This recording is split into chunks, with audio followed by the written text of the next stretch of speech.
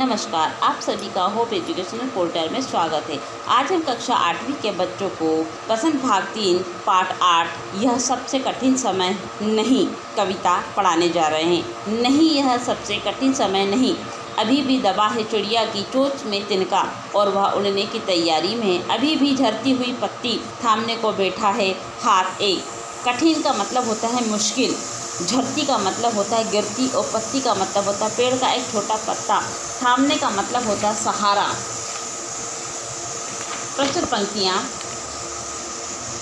हिंदी पाठ्य पुस्तक वसंत की कविता यह सबसे कठिन समय नहीं है से ली गई है। इसकी कवियत्री जया जादवानी है। इसमें उन्होंने यह संदेश देना चाहा है कि आगे बढ़ने में पूर्व मनुष्य को कभी भी निराश नहीं होना चाहिए। हम कभी भी प्रयत्न करके अपने लक्ष्य को प्राप्त कर सकते हैं। व्याख्या। इस पद्यांश में कवित्री कहना चाहती है कि हे मानव, अभी तुम्हारे सामने कठिन समय नहीं है। तुम्हारे अपने लक्ष्य की ओर बढ़ने हेतु संकोच नहीं करना चाहिए।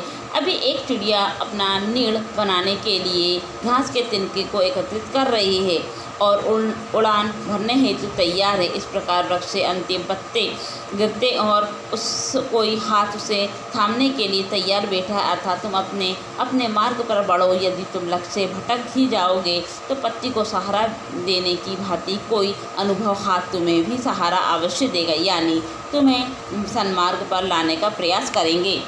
अभी भी भीड़ है स्टेशन पर, अभी भी एक रेलगाड़ी जाती है गंतव्य तक जहाँ कोई कह रहा है होगा प्रतीक्षा, और अभी भी कहता है कोई को कि जल्दी आ जाओ कि अब सूरज डूबने का वक्त हो गया। व्याख्या। इन पंक्तियों में कवित्री का कहना है कि रेलगाड़ी निरंतर अपने मार्ग पर चलकर यात्रियों को अपनी मंजिल तक पहुंचाती हुए मनुष्य को प्रेरित करते हैं कि अभी कठिन समय नहीं है। अभी भी स्टेशन पर एक रेलगाड़ी है जो गंतव्य तक पहुंचाएगी, यानी मंजिल तक पहुंचाएगी जहां तुम्हारी कोई प्रतीक्षा करता है, और सूरज डूबने अर्थात शाम होने के समय तुम्हारे अपने आने का इंतज़ार में है और तुम्हें अपने मार्ग की ओर बढ़ जाना चाहिए।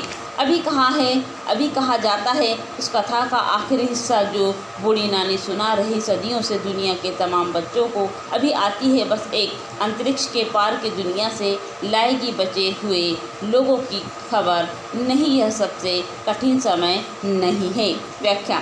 इन पद्यांश में कवित्री यह संदेश देना चाहती है कि मनुष्य को अपने अभिष्ट मार्ग पर बढ़ने से पूर्व घबराना बिल्कुल भी नहीं चाहिए। लक्ष्य साधकर उसे कार्य हेतु उनको निरंतर प्रयास करना चाहिए। उसके लिए उन्होंने नानी की कहानी और अंतरिक्ष के पास की बस के उदाहरण देकर कहना चाहा है कि नानी जो सारी दुनिया के बच्चों को युगों से कहानियाँ सुनाती है, उनकी कहानियों का महत्वपूर्ण शिक्षाप्रद हिस्सा भी अभी रहता है, अर्थात अभी तुम कहानी सुन सकते हो, यानी लक्ष्य की ओर बढ़ सकते हो। साथ ही कवित्री का ये कहना है कि अंतरिक्ष की जानकारियाँ प्राप्त करके अंतरिक्ष के पार से एक बस उस बचे हुए लोगों को समाचार पत्र ला रही है जो मुश्किल से जूझते हैं भी सफलता प्राप्त कर सकते हैं, अर्थात आश्वासन बनकर मनुष्य को अपने लक्ष्य की ओर बढ़ाना चाहिए।